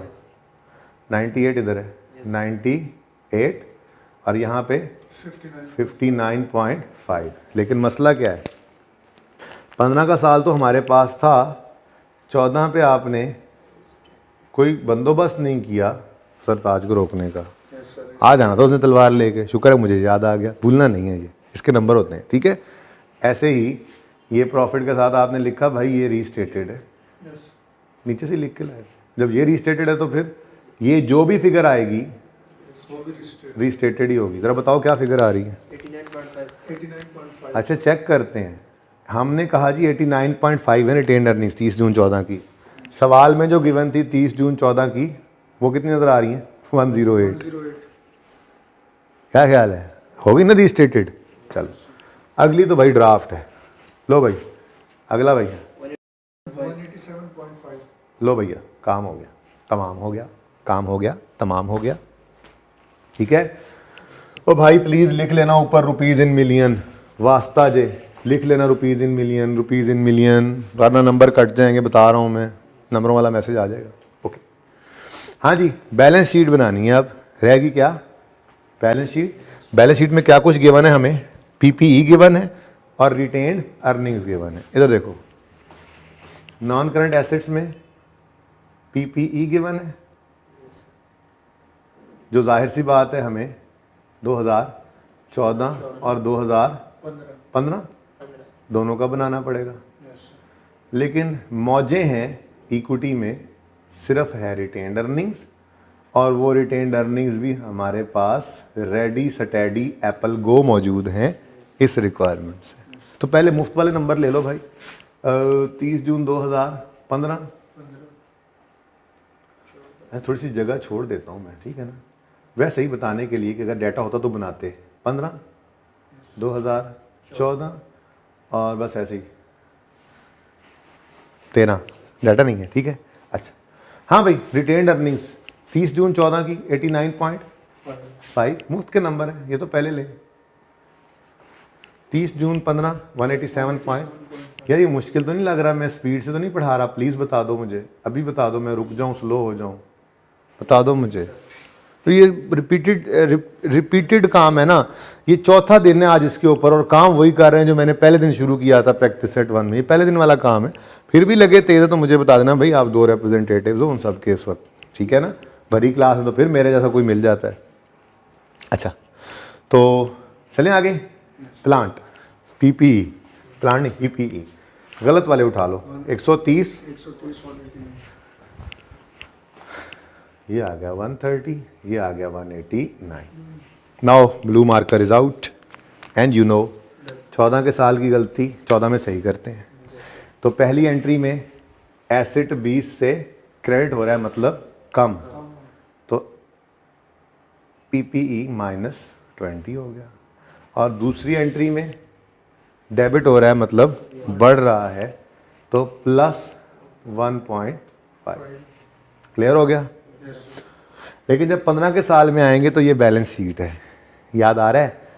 नहीं याद आ रहा। मैंने कहा था इनकम स्टेटमेंट बनाते हुए 14 के साल में सिर्फ 14 के साल को देखते हो, 15 के साल के लिए सिर्फ 15 के साल को देखते हो, लेकिन बैलेंस शीट बनाते हुए, जो कि बैलेंस शीट एज ऑन होती है, तो 14 के साल में तो सिर्फ 14 देखा, लेकिन 15 के साल में 14 और 15 दोनों को देखते हैं। याद आया?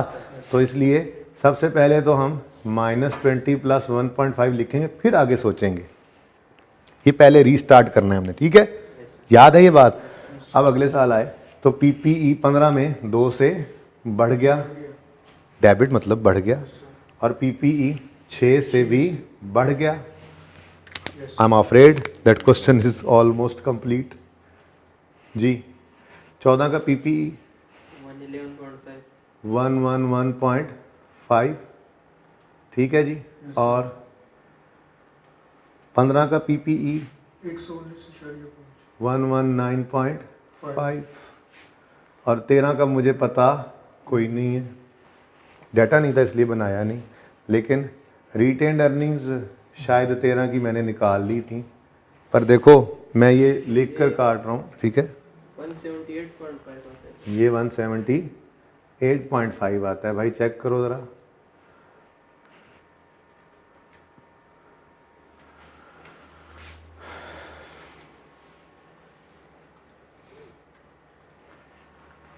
ठीक है सर, 178। ठीक है जी, ओके जी। बहरहाल ये हम लिख सकते हैं यहाँ पर 2013 के लिए, लेकिन पीपीई हम नहीं बना सकते, डाटा नहीं बनता, ठीक है। बहरहाल ये रीस्टेटेड है, ये लिखना मत भूलना।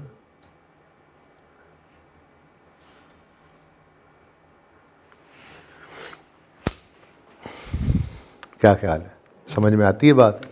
चलो फिर अगले स्टेप पे मूव कर जाते हैं भाई, समझ आती है तो मसला ही कोई नहीं।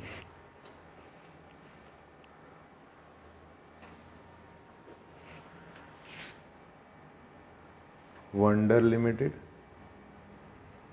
notes to the financial statements for the year ended 30 जून। कोई नोट का नंबर शंबर लगा दो, 15 नंबर दिल कर रहा है मेरा। चेंज इन पॉलिसी नहीं, सॉरी, करेक्शन ऑफ एरर।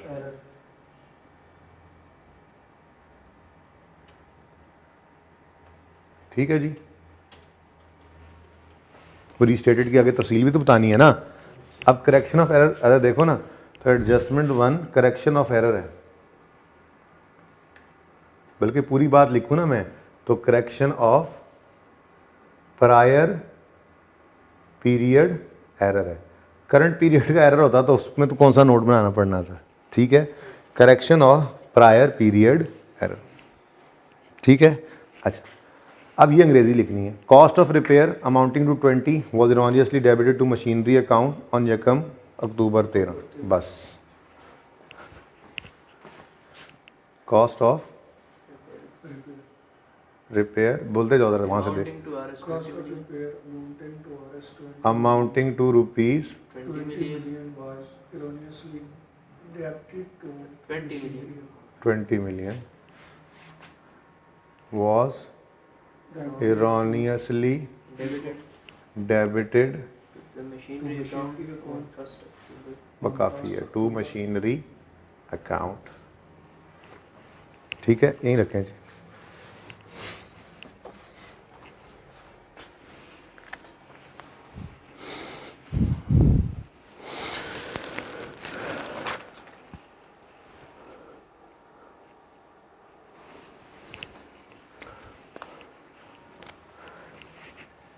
ठीक है, हाँ जी। Cost of repair amounting to 20 million was erroneously debited to machinery account on, नहीं लिखा पहले, बाद में लिख लो, ऑन यकम अक्टूबर 2013। ठीक है जी, पूरा लिखना अक्टूबर। अब आगे लिखो effect of change in policy, बोलो यही लिखेंगे ना, effect of change in policy. नहीं, थोड़ा फर्क भी देखते रहो ना। प्रैक्टिस सेट 1 में चेंज इन पॉलिसी का नोट बनाया था ना, तो यहाँ पे लाइन क्या लगाई थी, effect of change in policy on relevant line items is as follows. लेकिन यहाँ पे करेक्शन की है तो यूं लिखेंगे इफेक्ट ऑफ करेक्शन, हाँ एरर करेक्शन लिख लो, effect of correction on relevant line items of financial statements is as follows. Items affecting, बोलो क्या चीज, स्टेटमेंट ऑफ कॉम्प्रिहेंसिव इनकम। हाँ मेरे दोस्तों, आज कहानी इतनी आसान नहीं है। आज हमने क्या बताना है, एक्सपेंस भी बताना है, फिर ये रिपेयर वाला भी बताना है, फिर डेप्रिसिएशन वाला भी बताना है, और फिर प्रॉफिट भी बताना है। ये मैंने बताया था चेंज इन पॉलिसी के अंदर, इंटरेस्ट एक्सपेंस बताया था ना, इंटरेस्ट एक्सपेंस बढ़ गया, प्रॉफिट कम हुआ, या सिर्फ प्रॉफिट का डायरेक्ट बता दिया था। ज़रा ओपन करो प्रैक्टिस सेट 1, नोट ओपन करो, नोट ओपन करो प्रैक्टिस सेट 1 का। ठहर जाना यार, बता दिया था। क्या बताया था, स्टेटमेंट आइटम्स अफेक्टिंग एसओसीआई में क्या लिखा था हमने,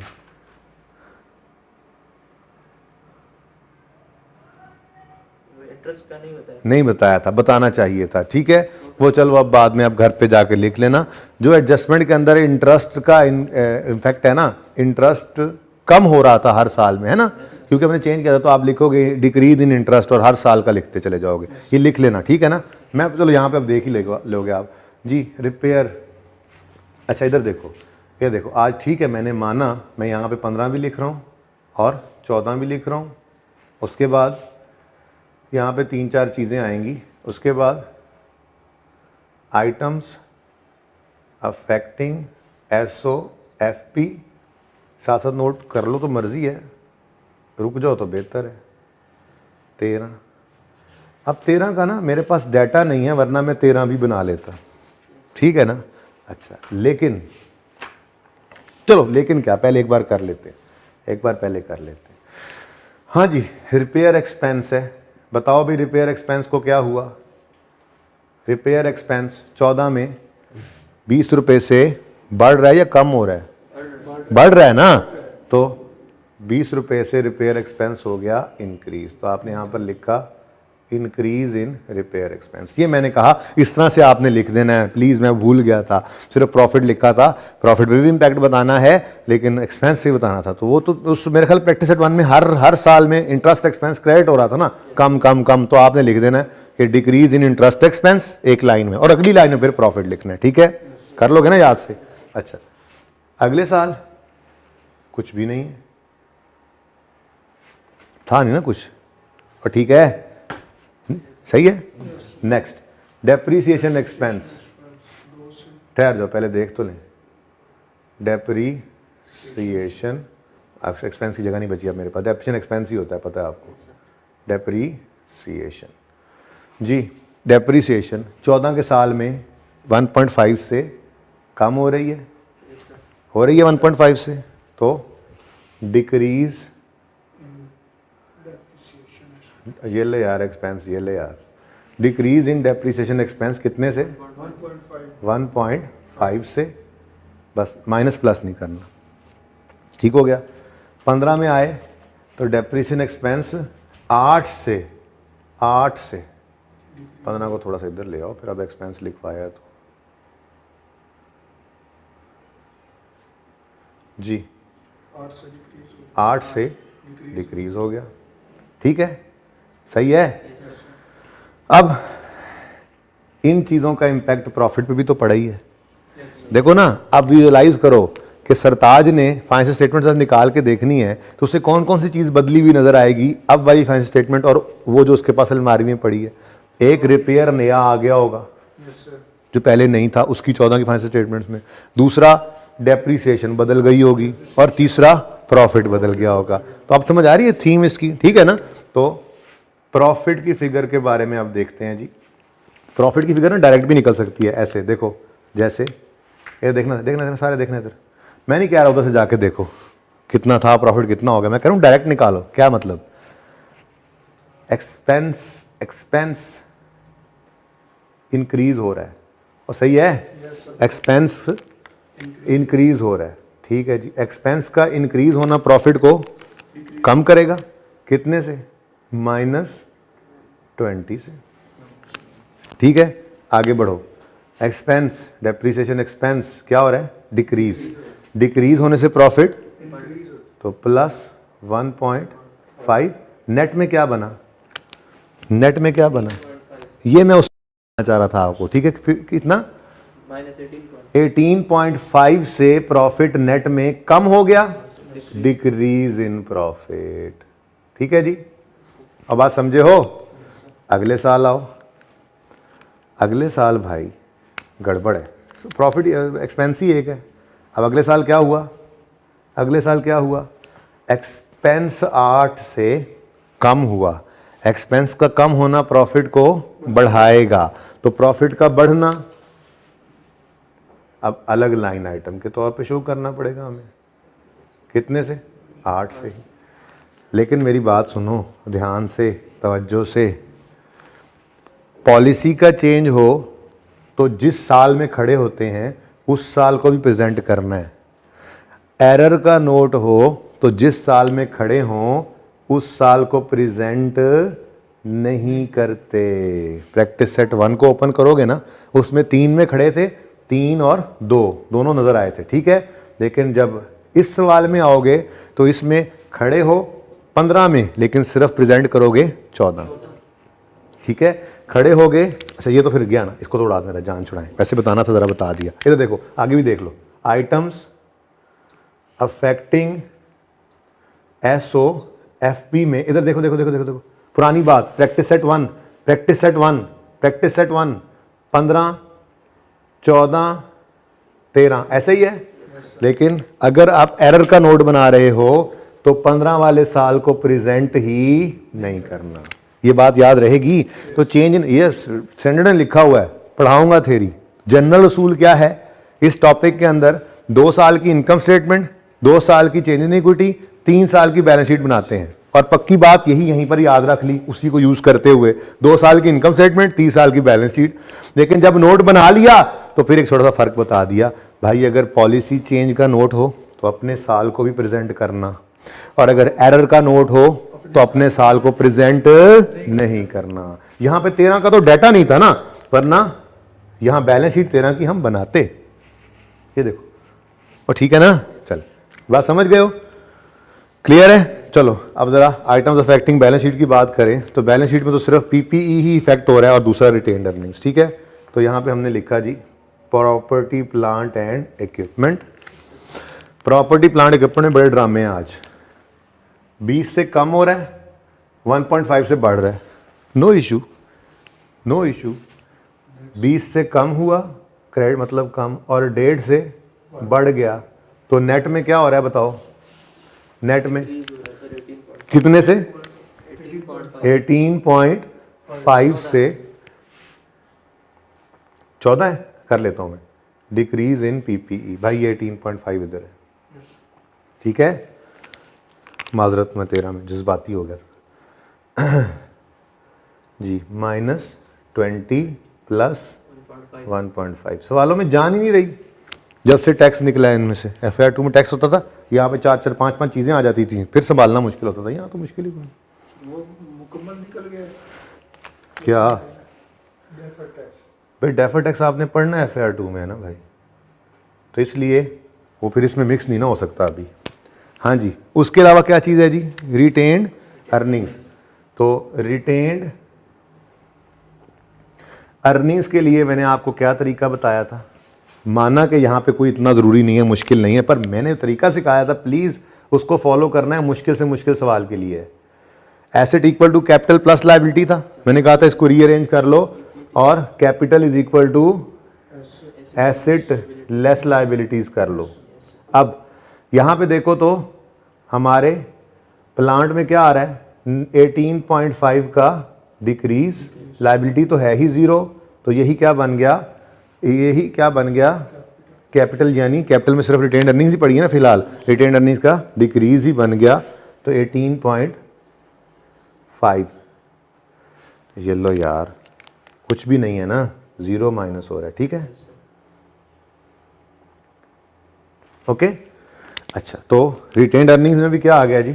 डिक्रीज, ठीक है, सही है। तो 15 को प्रेजेंट नहीं करना, क्योंकि ये कौन सा नोट है? Error correction note. कौन सा नोट है जी?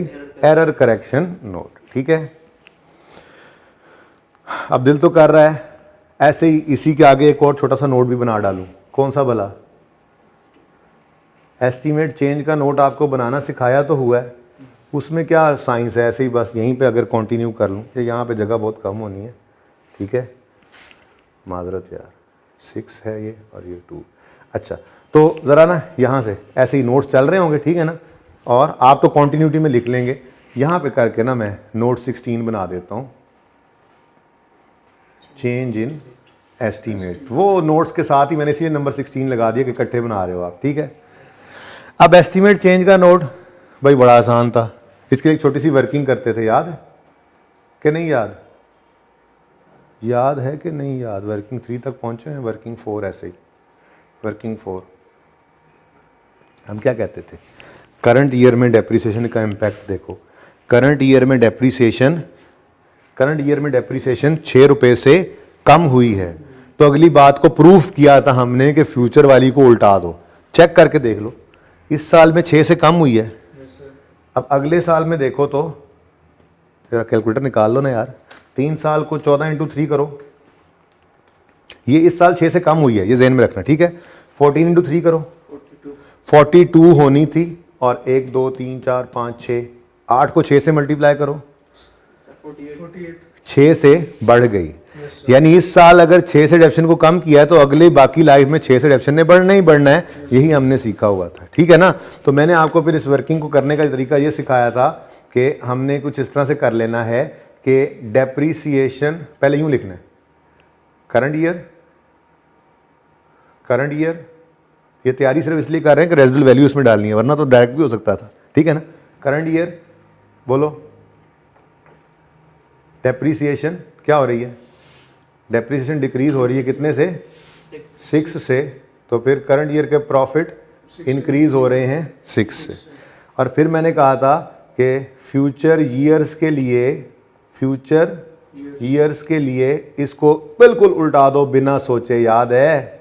एप्शन बढ़ेगी 6 से और प्रॉफिट कम हो जाएंगे 6 से, ठीक है।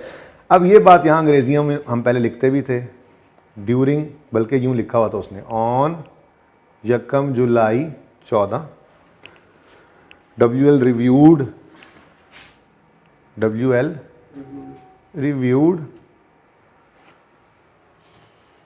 आगे कहानी लिख लोगे ना, यहाँ से उठा के लिखनी है। WL reviewed estimated useful life of plant and लिख ही दो यार, रिव्यूड जल्दी जल्दी लिखवाओ मुझे, रिव्यूड यूजफुल लाइफ, या नजर ना, मैं आगे आ जाता हूँ, useful life of its plant from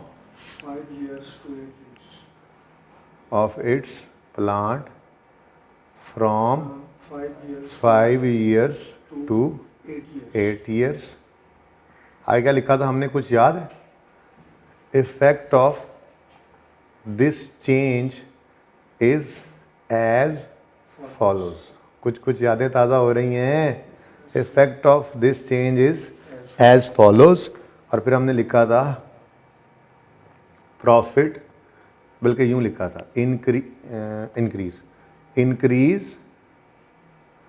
in profit of current year पूरा लिखना, ओके, जगह कम है मेरे पास। करंट ईयर कितना 6 और decrease in profits of future years 6, और यहाँ पे हमने रेफर कर देते थे हम वर्किंग फॉर, और ठीक हो गया। तो ये नोट भी इस नोट के नीचे लिख लेना। कोई मसला है तो बताओ। इस सवाल को आज 3 बार कर देना, संडे भी है, इस सवाल को 3 बार कर देना, यूं समझो टॉपिक खत्म। देखो 3 ही तो चीज़ें हैं इसमें, accounting policy, change in accounting policy, और चेंज इन एस्टीमेट, और correction of prior year error. Question 1 करवाया, चेंज इन पॉलिसी, और सब कुछ ही कर डाला। क्वेश्चन आज ये वाला किया तो इसमें प्रायर ईयर एरर और चेंज इन एस्टीमेट किया और सब कुछ ही कर डाला। हाँ, ये आप कह सकते हो कि सब कुछ नहीं किया, आप सिर्फ एक चीज़ और करवा देना, तो हम ये 2 सवालों को सीने से लगा लेंगे इस टॉपिक के लिए, क्योंकि सब कुछ ही इसमें आ जाता है ना। पर्चे में जो भी चीज़ मांगेगा हमारे इन दोनों सवालों के अंदर वो मौजूद है, और करेक्शन ऑफ एरर ही आ सकता है। वो कौन सी चीज़ भाई, वो कौन सी चीज़, ये नोट करना है, पिक्चर लेनी है इसकी, ये तो वैसी फजूल सी बात है।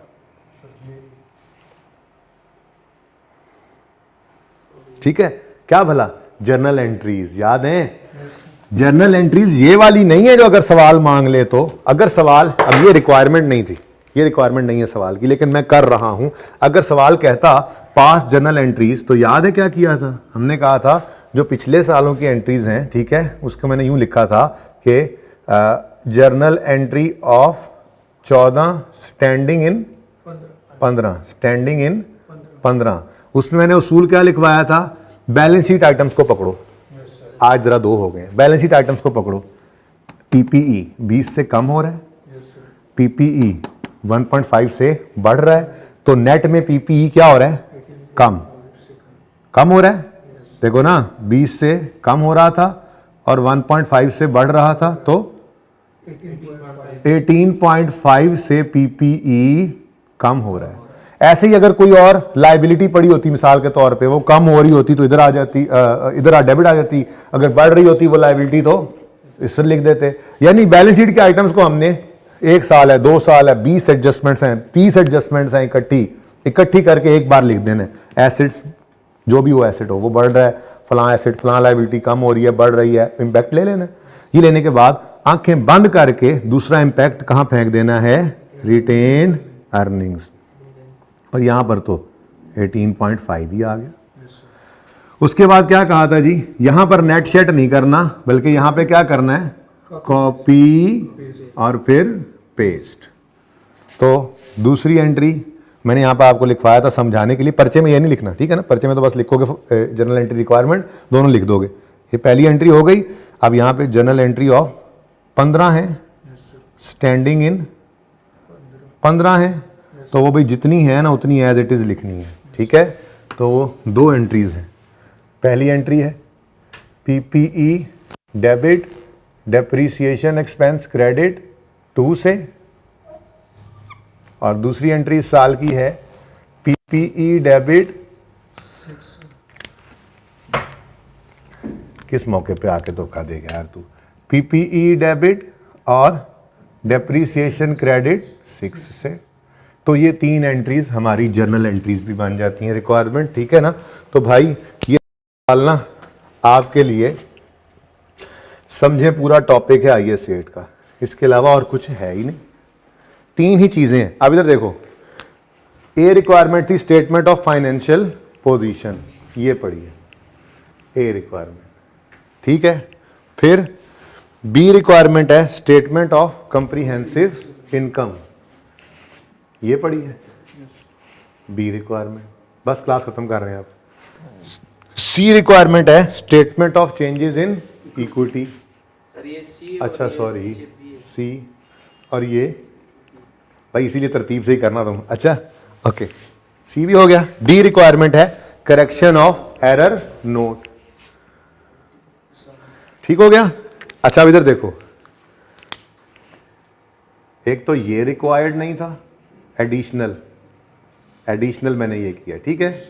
यानी यूं कह लें कि आप इस सवाल के ऊपर ना ऐड मैं कर दूंगा, ऐड कर दूंगा, यहाँ पे क्या लिखूंगा, change in estimate note, change in estimate note, और एफ कर दूंगा यहाँ पर जर्नल एंट्रीज। ठीक है जी, तो ये मैंने अपनी तरफ से ऐड की है रिक्वायरमेंट ई, और ये है रिक्वायरमेंट एफ।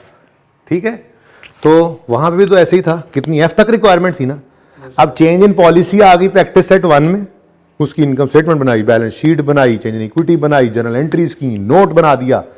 इस सवाल के अंदर प्रायर ईयर एरर था और चेंज एस्टिमेट भी इसमें मिक्स कर दिया, दोनों ही हो गए। उसमें भी हो सकता था चेंज एस्टिमेट तो, ठीक है। अब इसमें हमने इनकम स्टेटमेंट बनाई, बैलेंस शीट बनाई, चेंज इन इक्विटी बनाई, नोट बनाया, जर्नल एंट्री की, सब कुछ ही कर डाला। तो ये दोनों सवाल, संडे है, मैं तो कहूंगा दोनों सवालों को इसको 3 दफा करके उसको 2 दफा फिर कर देना, सुकून हो जाएगा। टॉपिक इतना सही है बस, ठीक है। अब बस 1-2 दिन इसकी मजीद प्रैक्टिस करनी है, फिर टेस्ट के अंदर इसकी पिटाई करूंगा जितनी कर सका। जिंदगी रही तो कल मिलेंगे, यही सवाल होमवर्क में इंशाल्लाह मैं हैंड आउट शाम तक आपको अवेलेबल कर दूंगा। ठीक है जी, अल्लाह हाफिज़।